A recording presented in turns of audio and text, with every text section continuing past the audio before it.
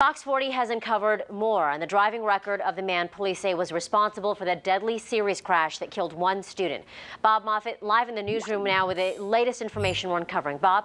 This is the Larry Dale Duke folder. Criminal and vehicular codes violated since 1994. Inside, driving under the influence, driving without insurance, driving without a seatbelt, driving at an unsafe speed for conditions, coasting in neutral down a downgrade, driving faster than 55 on a two-lane highway, riding a motorcycle without a license, and driving on a suspended license. Larry Dale Duke had no fewer than 13 violation citations since 1994, but at the time of the crash on Tuesday, his license was valid.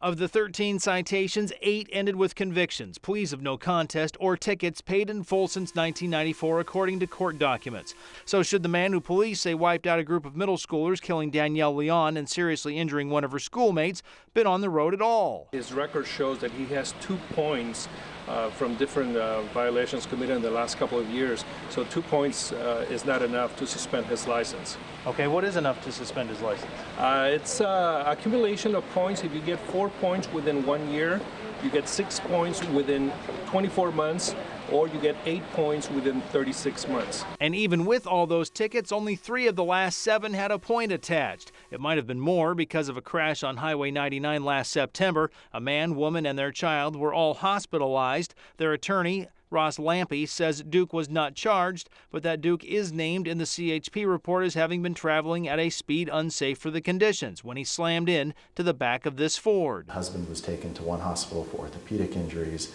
The wife was taken to a different hospital for neurological injuries from which she still suffers. The son was the worst. He was in the back, and he was life-flighted to UC Davis Medical Center. The DMV says it knows about the crash but never received a police report. Even if it had, and even if Duke had been cited and convicted, his driving privileges still would not have been revoked, which doesn't sit well with attorney and Fox 40's legal expert Ken Rosenfeld. The Department of Motor Vehicles should be able to look at somebody like this and know that they're a danger, because something like with what happened could have been avoided by looking at this guy's record. There should be a point where if you have multiple traffic infractions, I'm not talking about 1 or 2, or even 3 or 4 over an 18-year period of driving or 20-year period of driving, but this guy's record is horrendous.